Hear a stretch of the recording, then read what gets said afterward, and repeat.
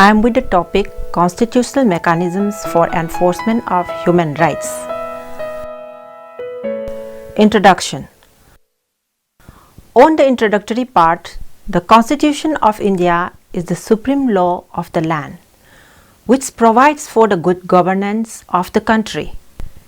It sets forth not only the constitutional apparatus, but also there are other special provisions for safeguarding the fundamental rights of its citizens. The fundamental rights are those rights enshrined in Part 3 of the Constitution, which gives de facto and a de jure recognition to the inalienable human rights.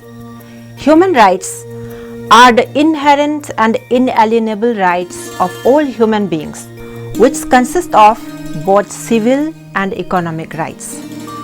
The preamble of the Indian Constitution aims to build and realize socio-economic order where there will be social, economic and political justice and equality of status and opportunity for all. Human rights under the Constitution. The Constitution being the supreme law of the land. Any law or rule made by the legislators or statutory authorities which is ultraviolates the Constitution is void. Apart from the fundamental rights, the directive principles of the state policy, which is enshrined in Part 4 of the Constitution, also lays down the provisions dealing with directives which obligate the state to make laws and policies by applying the directive principles to obtain and realize a welfare state. These directives are not enforceable, and for their alleged violations one cannot approach before the court. However, the Indian Supreme Court in a catena of cases held that the fundamental rights and the directive principles are to be harmoniously construed. The Constitution also lays down certain fundamental duties at Part 4A of the Constitution to be followed by the citizens, and these duties are made with an aim to obtain national integration, harmony and to maintain a good environmental condition for all.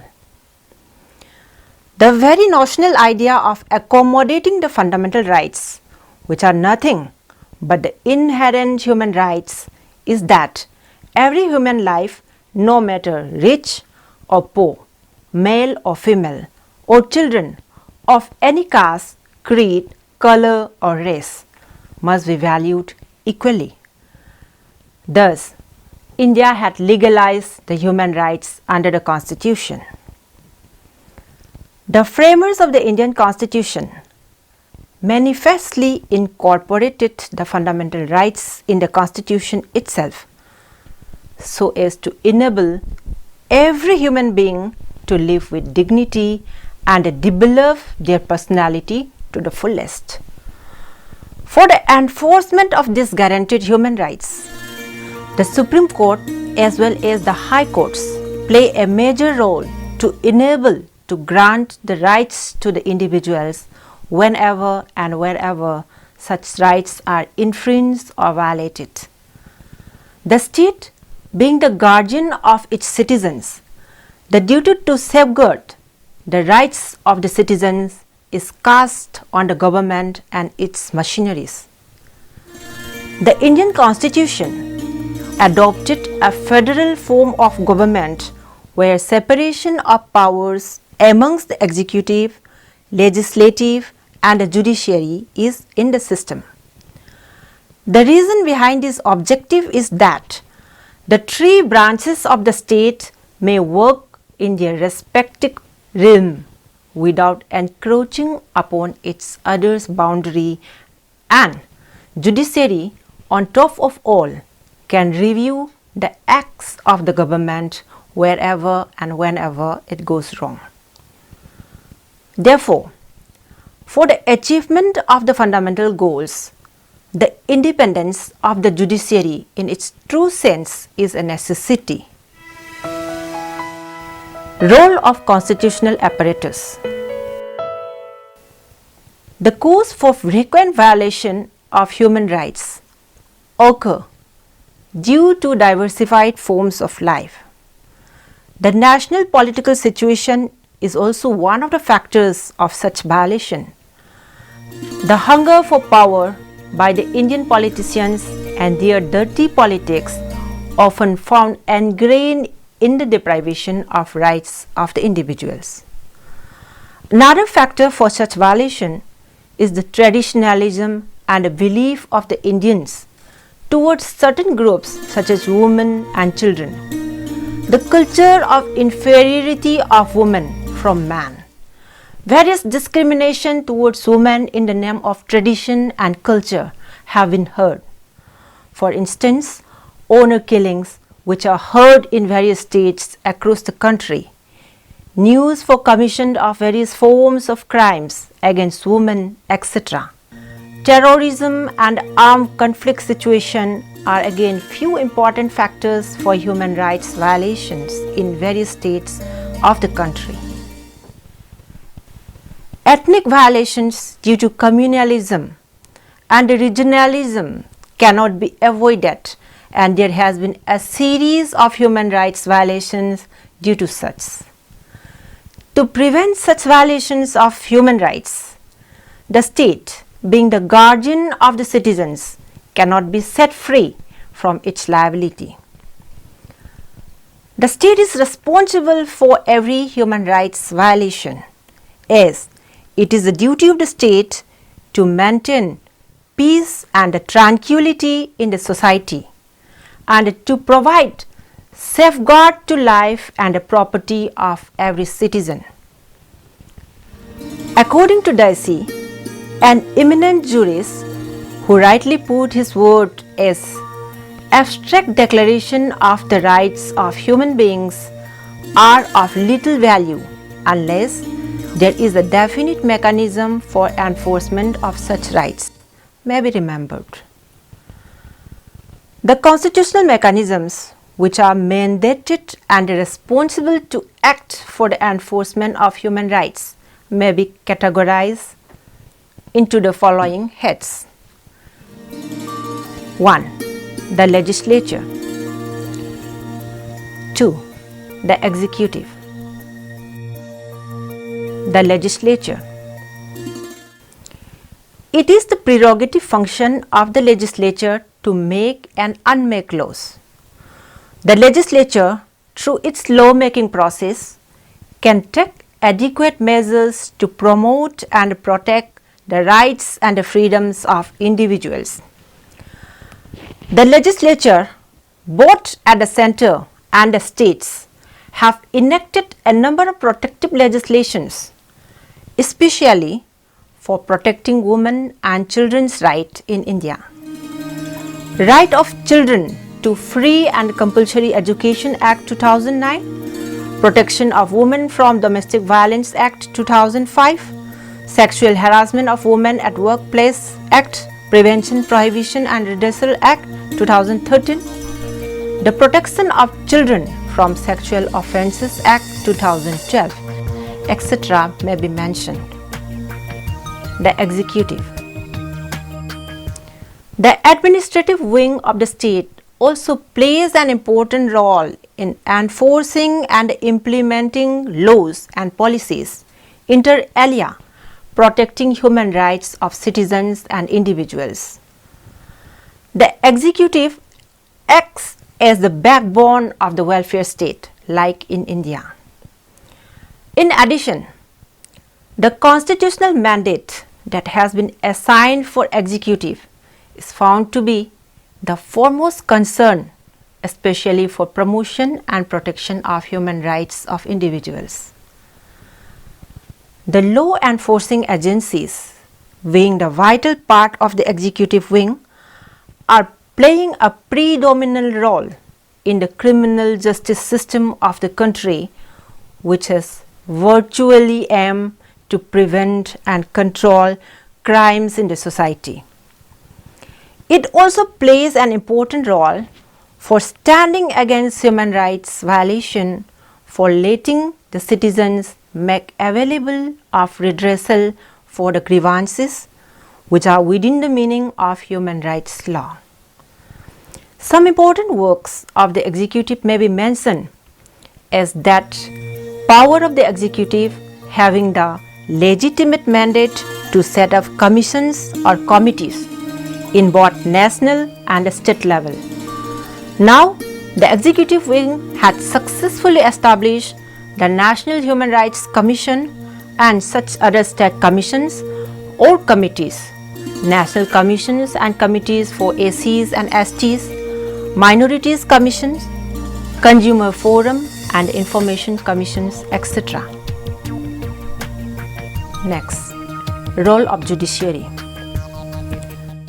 The Constitution of India is not a self-executing document.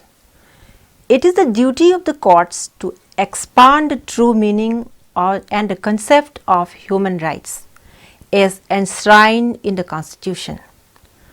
For the enforcement of the guaranteed rights under Part 3 of the Constitution itself provides under Article 32 as right to constitutional remedies for approaching direct to the Supreme Court in case of infringement of the fundamental rights. Further, a similar remedy is available under Article 226 for approaching before the High Courts for violation of the fundamental rights guaranteed by the Constitution at its Part 3 as well as for violation of other constitutional provisions apart from the fundamental rights. The framers of the Indian Constitution made a remedial right under Article 32 of the Constitution a fundamental right in itself to approach before the Supreme Court for violation of the guaranteed rights. Further, the Constitution went to the extent of realizing the manner of judicial review by incorporating under Article 13 that the law which contravenes the fundamental rights shall be declared as void. To protect the individual rights, one may move the Supreme Court or the High Court of a state having competent jurisdiction for issuance of writ of any nature such as habeas corpus, mandamus, certiorari, prohibition and quo warranto, etc. The Constitution nowhere defines the writs. The writs which are issued by the Supreme Court of India and the High Courts are same to those prerogative writs issued by the Crown King in England. Judicial activism. Judicial activism has become one of the good source and an important lawmaking procedure where many facets of rights have been recognized today.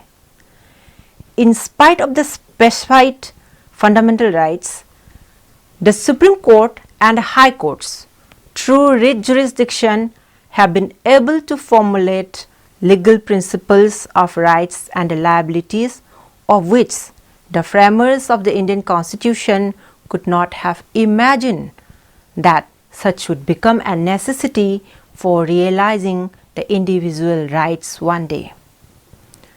Article 141 of the Constitution is the provision which literally grants the law-making power to the Supreme Court by way of providing that the law laid down by the Supreme Court becomes binding to all. Right to privacy. The Supreme Court in Gobind versus State of Madhya Pradesh, AIR 1975, Supreme Court 1378, held that right to privacy was assumed to be a part of personal liberty guaranteed by Article 21 of the Constitution, though the same is not explicitly provided in the Constitution. It is ingrained in the fundamental rights of life and personal liberty.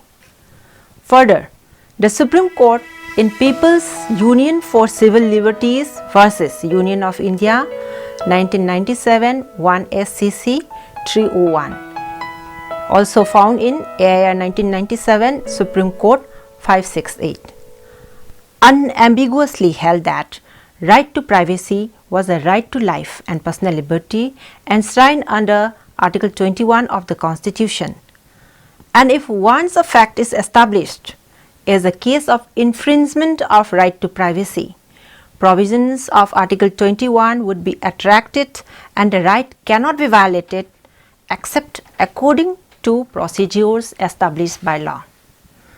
This case is also popularly known as phone tapping case, and held that telephone tapping is a serious invasion of an individual right to privacy and the same violates Article 21. In the present context, tapping of mobile phone of individual is largely used by the state authority in the name of identifying unlawful activities and to nab them.